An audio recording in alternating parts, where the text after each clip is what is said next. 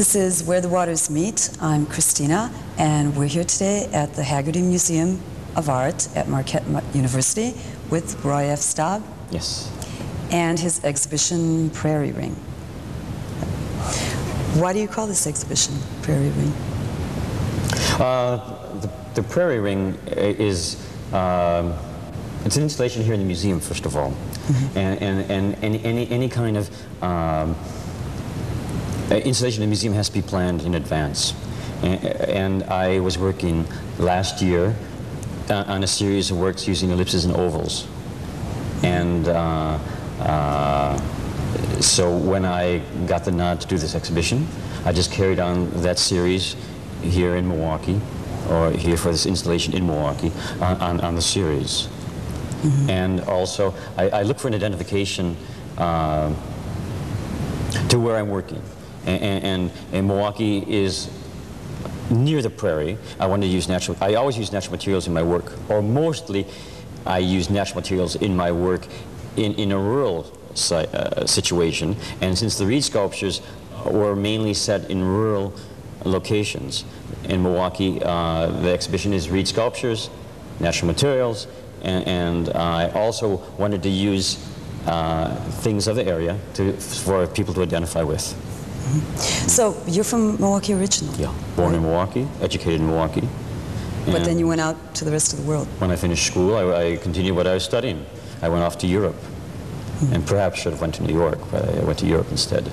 And all the things that I studied in art history, I went to see in Europe.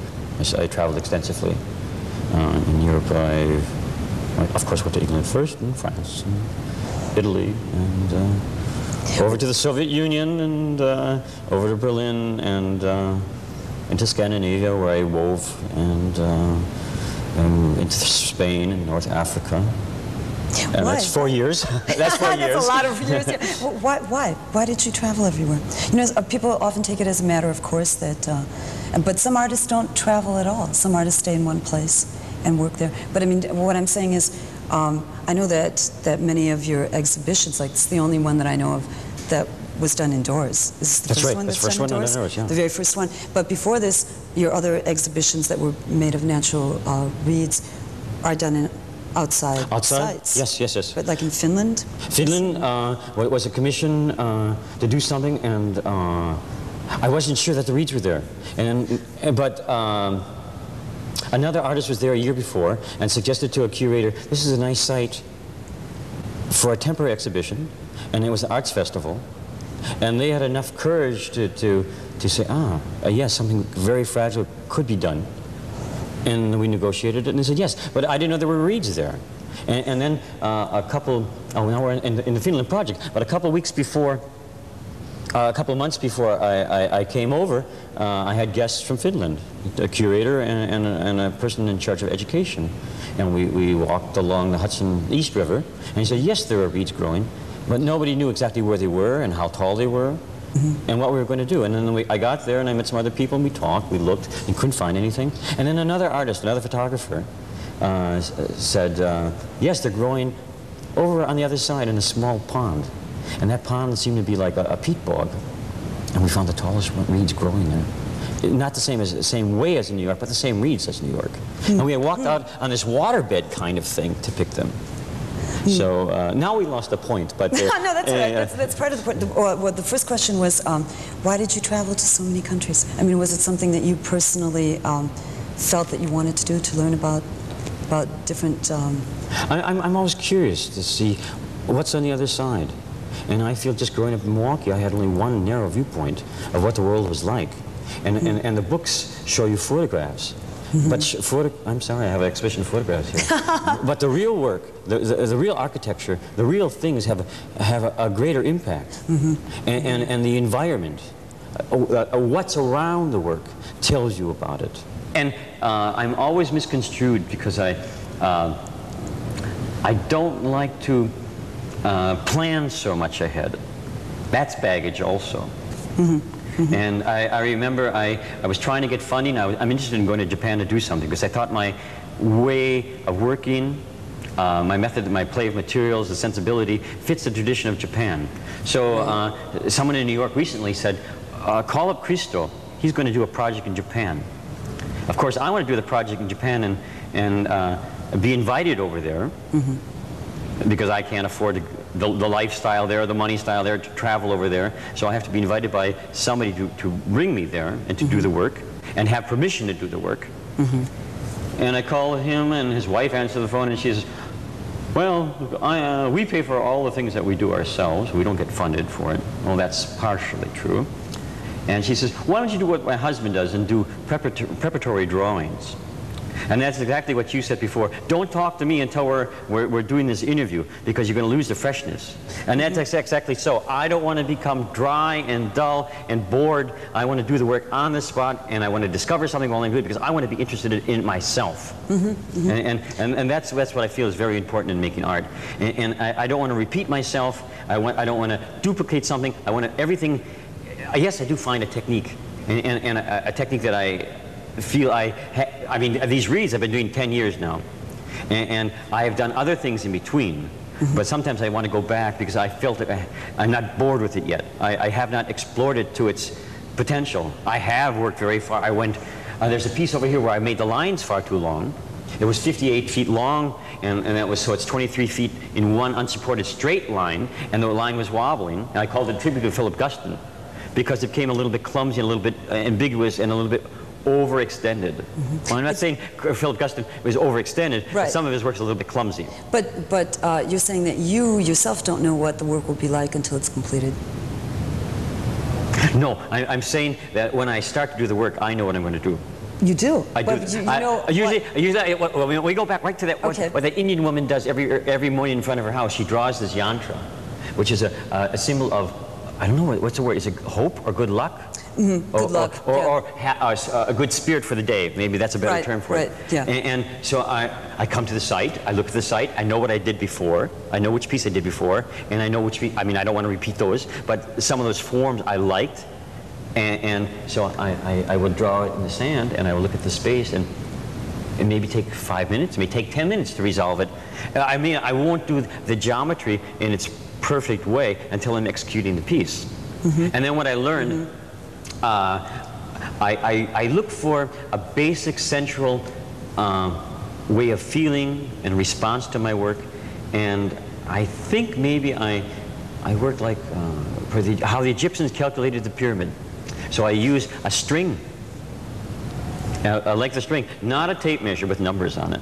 Later I measure it out because everybody wants to know what's the size of the piece, so I bring a tape measure down, or I measure the string someplace else. But I take a string and I measure it out, and I fold it in half, and I found a half, or I fold it in thirds, and it gives my third division because I'm interested in numbers and systems and geometry. It just happens that way. I don't want to calculate. I hate to calculate it, and that's how I do the pieces. So your preparatory drawings are in your head by now?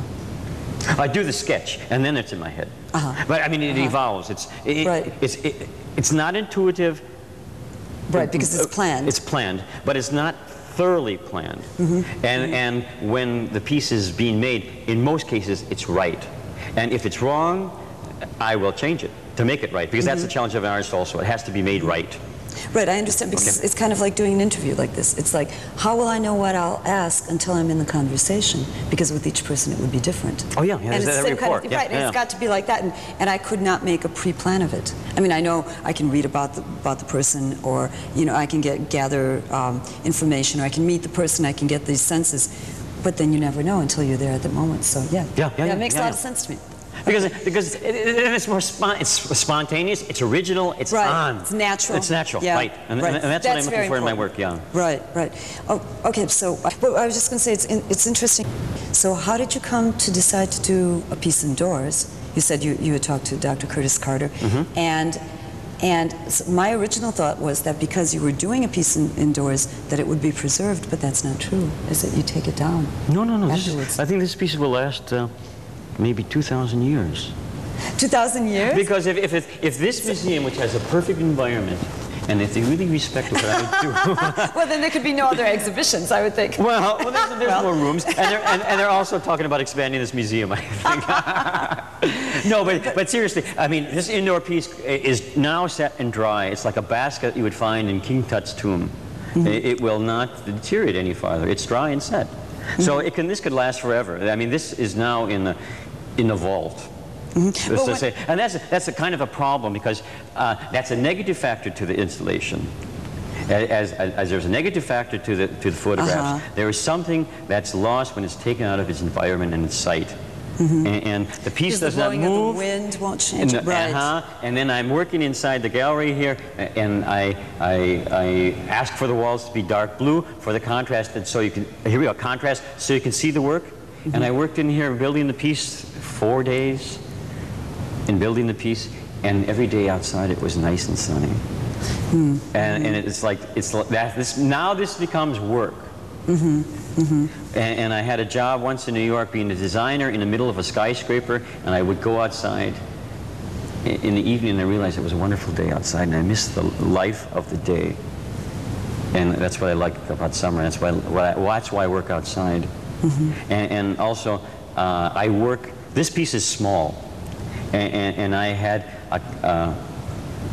a problem in compromising with my feeling. I have a sense that it has to be big.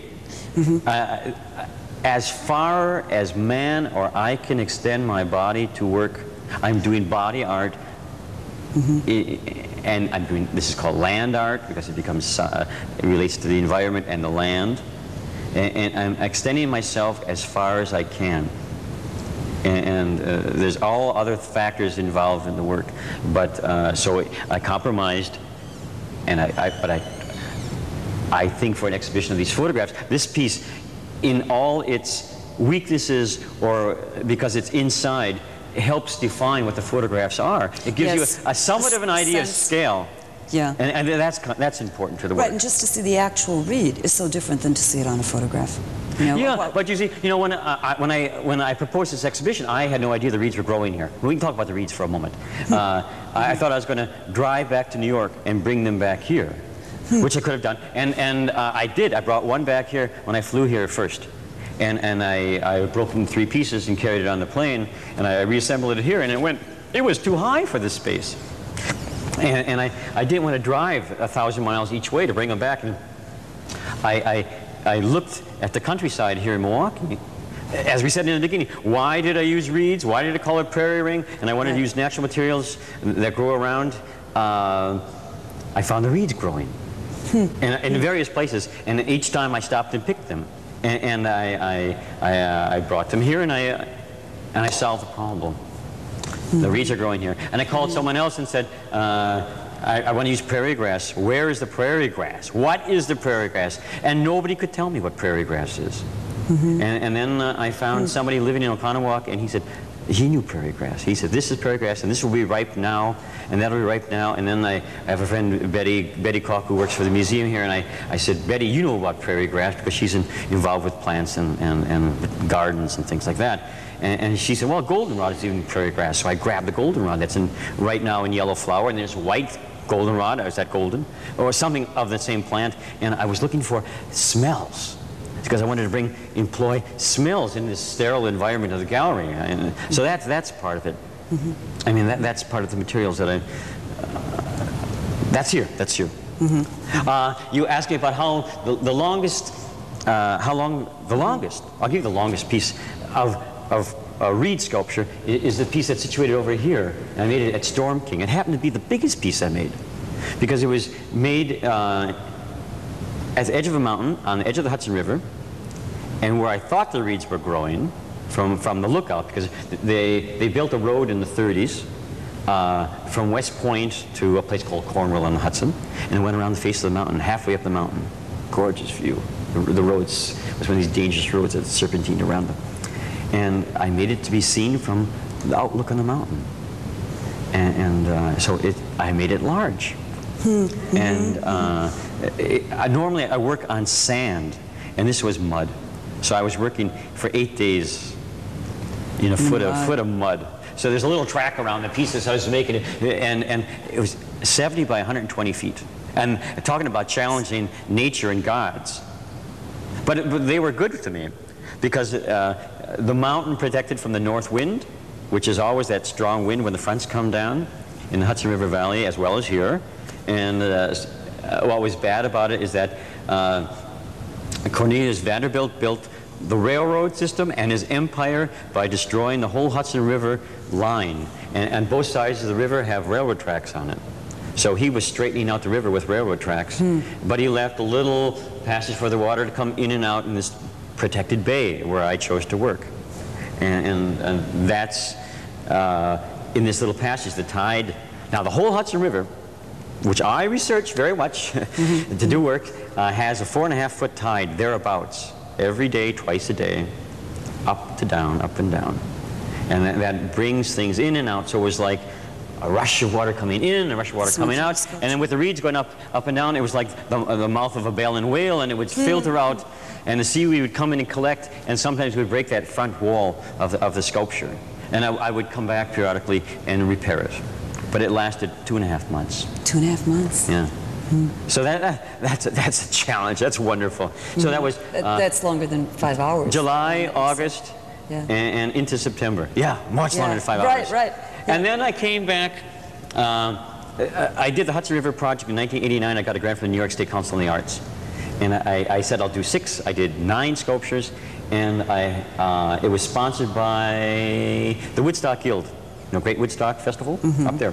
And so on my way up to exhibit the photographs to top off the grant requirements and the project, I drove past all the sites I worked on.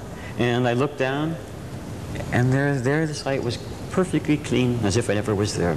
And I was very happy.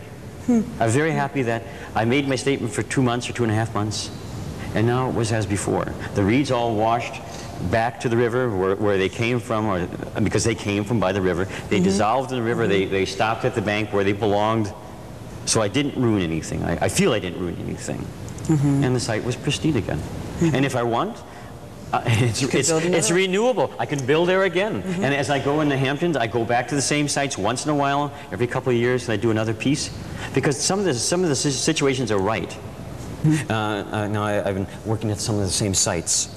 I repeat I go to the sites periodically because they're familiar sites. I know the materials are there, and also that's part of the convenience of working. I mean, I don't always have a car to lug things around, and I don't want to walk so far. And also, when the things grow nearby, they belong there. They become part of the site.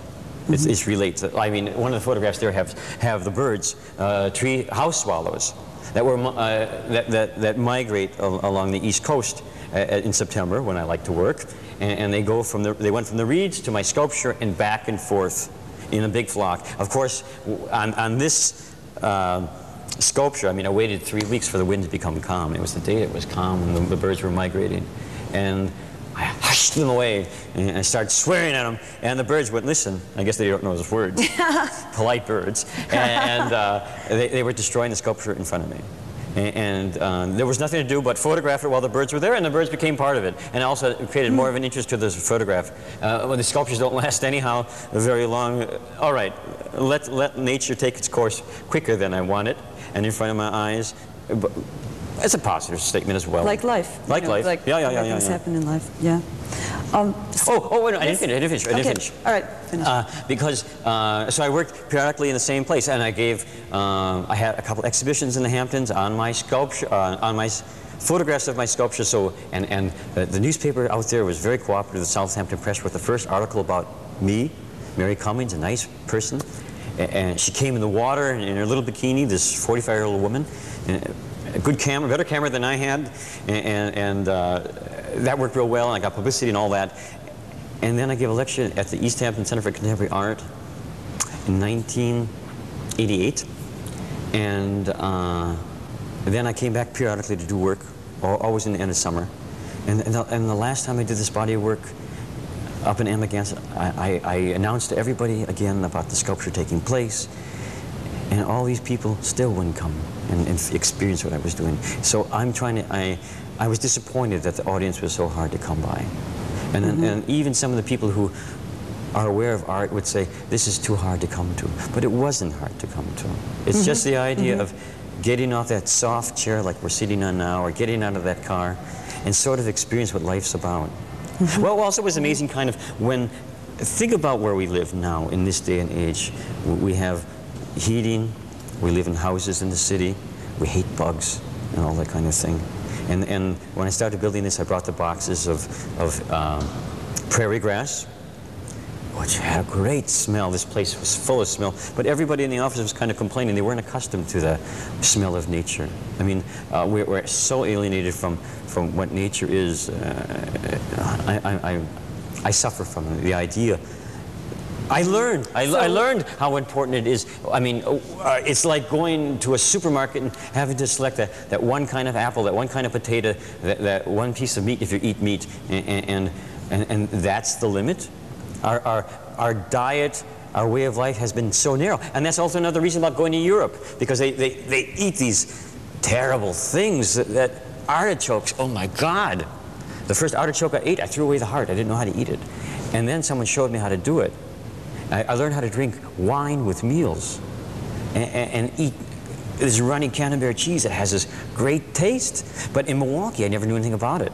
And I'm not talking about nouvelle cuisine and yuppie behavior. I'm just talking about opportunities to do more things, because, or going and eating Arab food with your hands. Right, right. I mean, poor Queen Elizabeth, who couldn't take off her gloves. But you have this center tagine, and you open it up, and it's had camel. I mean, great camel. I mean, it's a little tough if you eat it like a steak. But when it was ground up with this, with the cheese of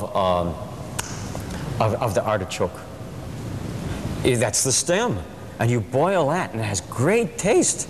And you go into the store, and all you eat is the head. Well, there's more parts to that. You know, it's like eating frog legs. I mean, there are extensions that are not normally eaten that taste wonderful. Our culture is very limited. How sophisticated we are, and as isolated as we are, and alienated as we are to nature. So, working in nature, okay, it's not in the norm of the gallery, but this is where for me, the full experience. My work is out in nature. It becomes harmonious in nature. Because that gives you all the little things around it. That's preparing you to see the work. That is giving the contributions when the sun is right, when the water is right, and the piece is there and right for me. It's gorgeous, and that's when I photograph it. Now, I can't find a photographer to sit with me all this time. And sometimes I'm there and I wait for the light to be right. Sometimes the light's not right. I come there early in the morning, and the weather, the front comes through. Well, that I can't control. But some mornings, it is right. And I can enjoy what I do. So, you know, I would say though that I would think that to have something like this in a museum would begin to invite people to come out to nature. Exactly. Because maybe they wouldn't be as frightened.